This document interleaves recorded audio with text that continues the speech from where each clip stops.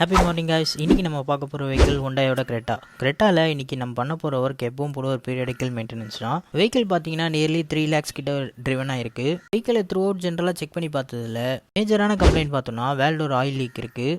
Oil லீக்குன்னு சொன்னீங்க, வேல்டோரில் பார்த்தீங்கன்னா diesel league இருக்க மாதிரி இருக்குதுன்னு நீங்கள் கேட்கலாம். இதனால் அது டீசல் லீக் ஆயிருக்குன்றதை நான் ஒரு ஷார்ட்ஸில் அப்லோட் பண்ணியிருக்கேன். அந்த வீடியோவும் கீழே ஷேர் பண்ணுறேன், மறக்காமல் செக் அவுட் பண்ணிக்கோங்க. சரி வாங்க ஃபஸ்ட்டு வேல்டோரோட லீக்கை அரெஸ்ட் பண்ணிக்கலாம். வேல்டோரை ரிமூவ் பண்ணுறதுக்கு பார்த்தோன்னா 4 இன்ஜெக்டரும் கலட்டணும். அது கூடவே டீசல் பைப்ஸ் எல்லாத்தையும் ரிமூவ் பண்ணாதான் வேல்டோர் பார்த்தீங்கன்னா வெளியில் வரும். இந்த வண்டியில் ஆல்ரெடி ஆயில் லீக் இருந்ததுனால வேல்டோர் பார்த்தீங்கன்னா எடுக்கிறதுக்கு ஈஸியாக தான் இருந்தது.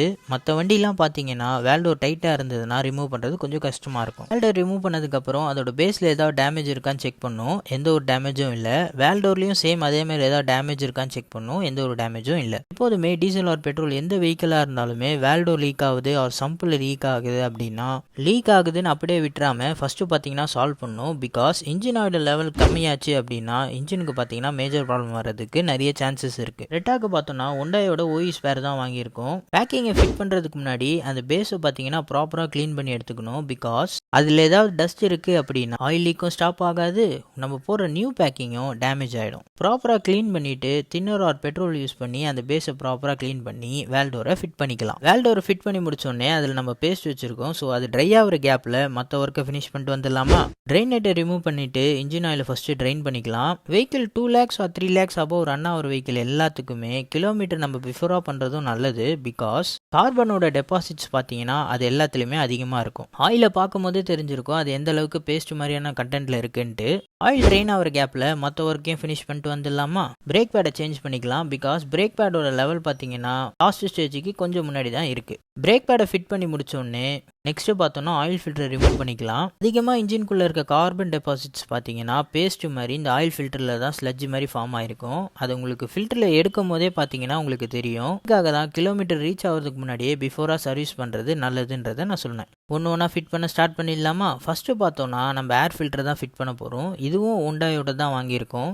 எந்த வண்டியாக இருந்தாலுமே ஓஇ ஸ்பேரில் ரொம்ப ரேட் டிஃபர் ஆகாது. So most of the time பார்த்தோன்னா ஓஇ ஸ்பேர் தான் நம்ம ரெஃபர் பண்ணுவோம்.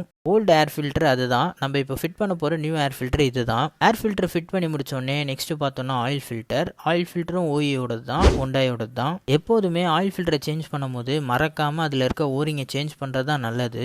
அதுக்குள்ளே இருக்க ஓரிங் ஹார்டன் ஆகிடுச்சு அப்படின்னா இன்ஜின் ஆயில் லீக் ஆகிறதுக்கு அதுலேயும் ஸ்டார்ட் ஆகிடும். எவ்ரி டைம் நம்ம ஆயில் ஃபில்டரை சேஞ்ச் பண்ணும்போது ஓரிங்கையும் சேர்த்து தான் சேஞ்ச் பண்ணணும். எல்லா ஒர்க்கையும் கம்ப்ளீட் பண்ணி ஃபினிஷ் பண்ணிவிட்டு நேராக கீழே போயிட்டு ட்ரெயின் நெட்டை ஃபிட் பண்ண ஸ்டார்ட் பண்ணிடலாம். ட்ரெயின் நெட்டை ப்ராப்பராக லாக் பண்ணி ஃபினிஷ் பண்ணதுக்கப்புறம் 5W40 fully synthetic engine oil தான் நம்ம இந்த வண்டிக்கு ஃபில் பண்ண போகிறோம். இன்ஜின் ஆயில் ஃபில் பண்ணதுக்கப்புறம் டிப்ஸ்டிக்கை வச்சு லெவல் செக் பண்ணிவிட்டு வெஹிக்கிளை ஸ்டார்ட் பண்ணி 5 to 10 minutes ஹைடில் ரன் பண்ணிடலாம். ரன் பண்ணி பார்த்ததில் வெஹிக்கிள் எந்த ஒரு ஆயில் லீக்கும் இல்லாமல் சூப்பராகவே இருந்தது. வெஹிக்கிளை த்ரூ அவுட் ஹெட்லைட் ஸ்டாப் லைட்லாம் எல்லாமே ஜென்ரலாக செக் பண்ணிவிட்டு வெஹிக்கிளை ஓட்டி பார்த்துட்டு கஸ்டமர் கிட்ட ஹாப்பியாக டெலிவரி பண்ணியாச்சு. இந்த மாதிரி வெஹிக்கிள் ரிலேட்டட் வீடியோஸ் பார்க்கறதுக்கு மறக்காம நம்ம சேனலை சப்ஸ்கிரைப் பண்ணிக்கோங்க. இந்த வீடியோ உங்களுக்கு பிடிச்சிருக்குன்னா ஒரு லைக்கை கொடுத்துட்டு ரெட்டா வச்சிருக்க நண்பர்களுக்கு மறக்காம இந்த வீடியோவை ஷேர் பண்ணிடுங்க. தேங்க்யூ.